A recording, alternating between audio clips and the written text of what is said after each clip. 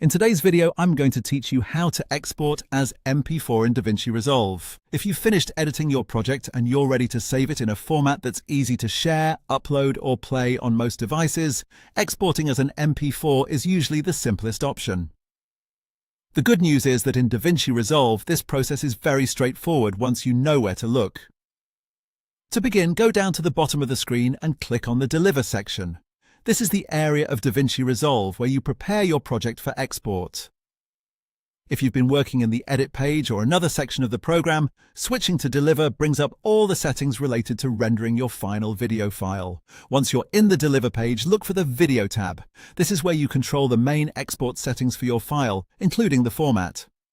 It's important to make sure you're adjusting the correct section here because DaVinci Resolve gives you several different export options depending on what kind of file you want to create.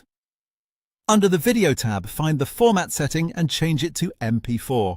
This tells DaVinci Resolve that you want your finished video exported as an MP4 file, which is one of the most common and widely supported video formats.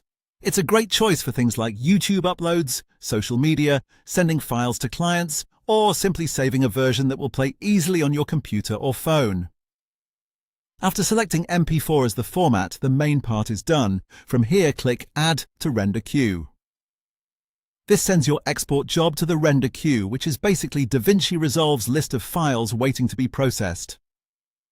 Adding it to the queue is the step that confirms your export settings and gets everything ready for the final render. At that point, you're ready to export your video. If you want a smoother workflow, it's always a good idea to quickly double-check that you're on the correct timeline before adding the job to the render queue, especially if you're working on multiple versions of a project. That can help avoid exporting the wrong edit by mistake. And that's it.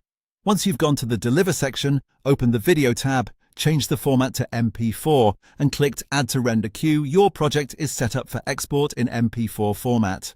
Thanks for watching, and I'll see you in the next video.